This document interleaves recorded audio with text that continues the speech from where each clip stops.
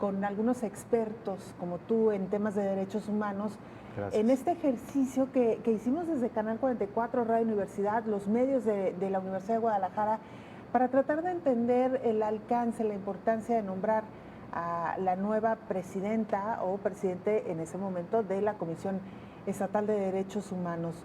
Un ejercicio que no estuvo exento de los altibajos, de cuestionamientos también, Jesús. Y antes de entrar, digamos, en materia sobre la elección propiamente de la persona, ¿qué evaluación haces tú ya, digamos, ahora sí, una vez pasado este ejercicio, de todo el proceso? Muy buena pregunta porque se ha enfocado, pues sobre todo el análisis de medios, el análisis que hacemos, los que estamos involucrados, en la designación, que tuvo, como ya lo han expuesto desde Canal 44 y muchos otros medios, un montón de irregularidades. Pero la pregunta es muy buena porque nos abre el panorama a qué pasa con el tema de los derechos humanos. Y la verdad es que vamos mal. Hay una paradoja interesante. Este periodo, esta última administración de Alfonso Hernández Barrón fue la que desempeñó, digamos, un papel más destacado respecto de otras, puntualmente en la presentación de recomendaciones, el acompañamiento de víctimas y demás. Y la paradoja está en que con tantas recomendaciones como nunca, los índices de violaciones de derechos humanos están a la alza y además pues tenemos una crisis en temas muy sensibles como desaparecidos, en temas muy sensibles como medioambientales, en los últimos años con agresiones a periodistas y agresiones a defensores de derechos humanos, cosa que no veíamos de 5 años hacia atrás. Entonces, la crisis de derechos humanos ha aumentado. Y por otro lado, la Comisión Estatal de Derechos Humanos está en su mejor momento, entrecomillado, en términos de gestión. ¿Qué sucede? Pues que necesitamos otro modelo. El modelo que tenemos está agotado.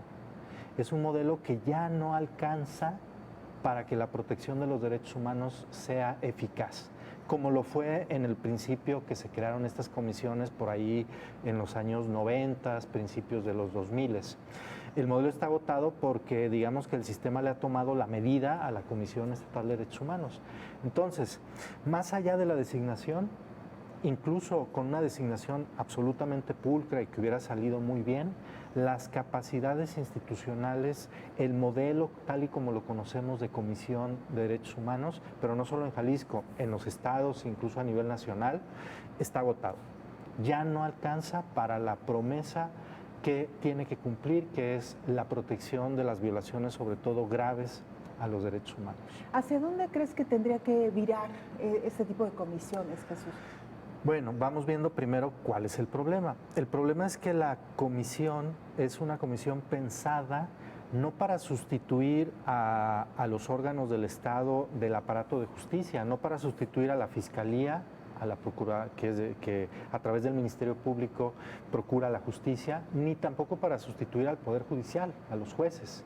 No, las comisiones se pensaron, el modelo de ombudsperson se pensó como en otros países para acompañar a las administraciones y a través de sus recomendaciones mejorar la calidad de la gestión pública para entonces evitar las violaciones a derechos humanos.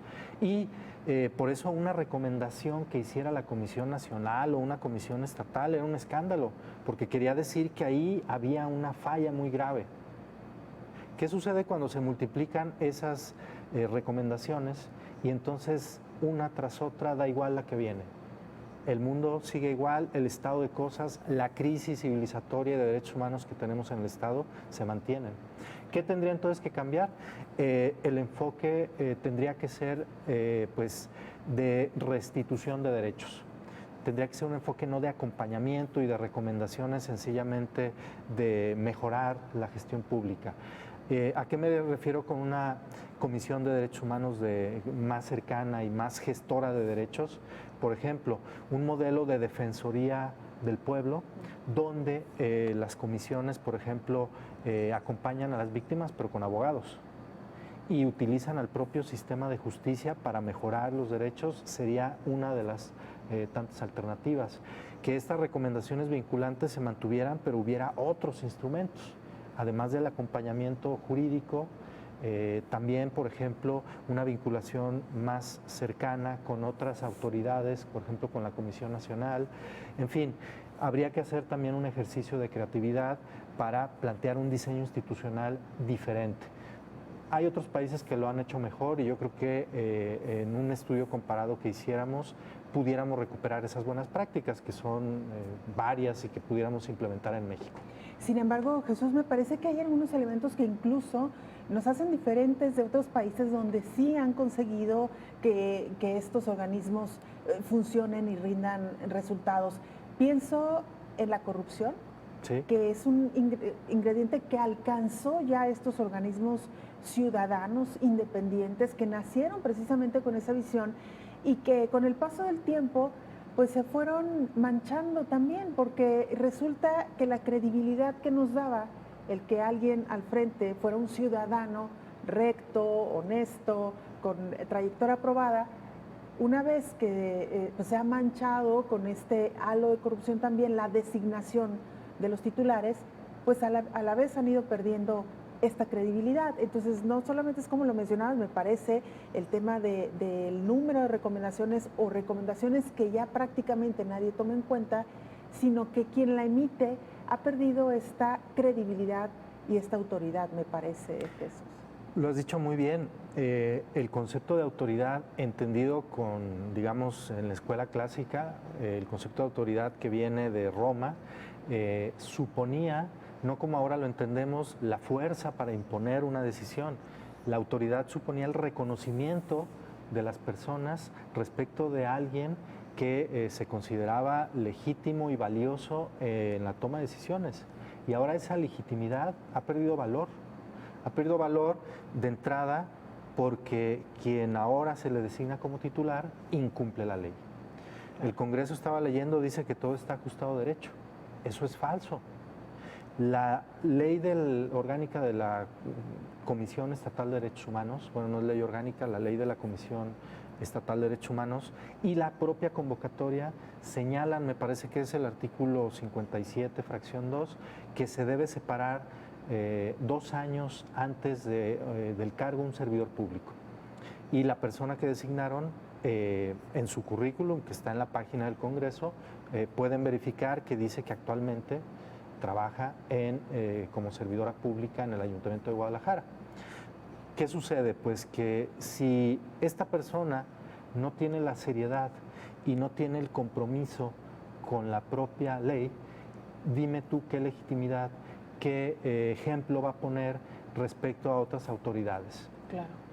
Claro, no, y estamos hablando de Luz del Carmen Godínez, que Correcto, resultó sí. electa en este más reciente proceso y que hemos visto pues acciones similares básicamente a lo largo de las últimas designaciones. Jesús, esta desconfianza o esta duda o sospecha de si la elección de los presidentes o presidentas al frente de la Comisión Estatal de Derechos Humanos ha sido un reparto de cuates y cuotas, como se le ha conocido en estos últimos años, ¿no? Bueno, pues entre los partidos políticos. Seguro que tú tienes más datos de ese reparto. Lo que yo he leído es en los trascendidos. Y lo que creo es que estamos ante un secuestro de los espacios políticos de la ciudadanía, que éramos, digamos, el último bastión de contrapeso hacia los poderes públicos. Las organizaciones sociales, los colectivos que por obvias razones no están institucionalizados, buscábamos espacios institucionales para ejercer la presión social y las agendas políticas, sociales que tenemos, como cuáles, pues como justo en la Comisión Estatal de Derechos Humanos confluían las agendas, por ejemplo, de seguridad pública, de desaparecidos, medioambientales. Y ahora ya no hay un espacio institucional de confianza donde a través de los instrumentos que tienen estas instituciones podamos llegar de forma mucho más eficaz a exigir a las autoridades y a garantizar derechos y libertades. Entonces esto es gravísimo porque esos espacios políticos ciudadanos, como tú lo acabas de decir, se han pervertido, se han asimilado al poder y eso lo que va a generar es más conflictualidad social, porque entonces toda la presión que hay por los problemas de violaciones a derechos humanos, de corrupción, de pobreza, etcétera, esta crisis civilizatoria que tenemos en el país y en Jalisco destacadamente, no van a tener una vía institucional para salir. Es decir, estamos regresando décadas a lo que ya habíamos obtenido. Y no solo hablo de la Comisión Estatal de Derechos Humanos, que es un organismo constitucional autónomo, también el Instituto de Transparencia. La designación está entrampada en el mismo sentido y por las mismas razones. Sí, tremendo lo que está ocurriendo con estos organismos. Jesús, ¿de dónde tendría que venir esta propuesta o este empuje para ajustar los organismos defensores de derechos humanos? Mira, pues no quiero sonar negativo, pero sí soy pesimista, tratando de ser pesimista activo, es decir, sé que las cosas van mal, pero por dónde pudiera caminar esto, necesariamente tiene que pasar por el Congreso.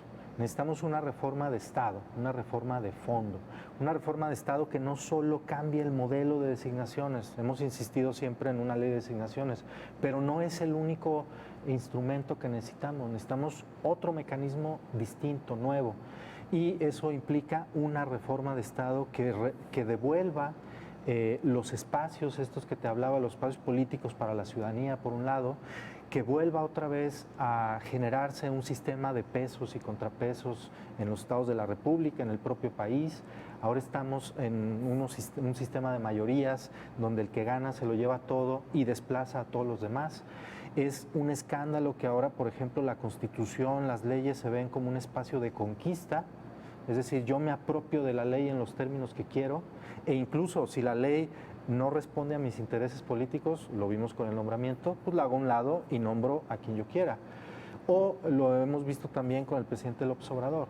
Si le estorba la ley a su proyecto, la hace a un lado. Entonces, que el orden jurídico sea un espacio de conquista y no un espacio de límites al poder y no un espacio para generar consensos, propuestas y alternativas de política pública, es una desgracia para este país. ¿Dónde tenemos entonces que insistir en los cambios? En una reforma de Estado desde el Poder Legislativo. Y pues ya viene próximamente un proceso electoral que inicia en 2023. Ahí me parece que puede ser el momento para comprometer candidatos, partidos, y va a depender mucho también de la capacidad de los electores para poder insistir en ese sentido, en regresar la institucionalidad del gobierno de las leyes a este país. Y me parece también, Jesús, que esta inconsistencia en los órganos que tú ya has mencionado, pues nos toma muy mal parados en una época donde ha crecido de una manera dramática, como ya lo mencionabas, la violación a los derechos humanos. Grupos que antes parecía tenían cierto, no quiero decir protección, ¿no?, o especial, pero sí que no habían sido tocados, digamos, tanto como puede ser el gremio periodístico o el tema de los defensores de derechos humanos, los activistas, defensores de derechos humanos, por supuesto, el tema también de sacerdotes, la iglesia, asesinados, ¿no? Claro, que la iglesia era como también intocable, sí, para muchos frentes, ¿no? Y bueno, lo decíamos ya, el tema de los desaparecidos, que ha crecido de una manera dramática también en los últimos años, por no hablar de los feminicidios, en fin, que estamos viviendo una época demasiado convulsa para tener organismos tan débiles frente a una problemática de la magnitud que por hoy estamos enfrentando. Y necesitamos una visión de Estado, políticos que estén a la altura de recuperar lo que estamos perdiendo. Porque todo esto son síntomas de un problema más grande que tú acabas de mencionar, la pérdida del Estado y la pérdida del uso legítimo de la violencia. Ahora el crimen organizado se apropia de territorios, presiona, pone candidatos y por otro lado los políticos institucionales de partidos no quieren cambiar el sistema de partidos, miran para otro lado en cuanto al fortalecimiento de las policías municipales, de cambiar el sistema y el aparato de seguridad no se habla, etcétera. En nuestra cara, en nuestros ojos, estamos viendo derrumbarse la institucionalidad y las garantías que hasta hace poco tiempo tenemos. Y esto no se recupera pronto, esto va a pasar por varias generaciones. Wow, tristemente. Jesús Ibarra, presidente del Comité de Participación Social, muchas gracias por habernos acompañado. Gracias por tu tiempo también. Al contrario, muchas gracias a ti y muchos saludos a tu auditorio.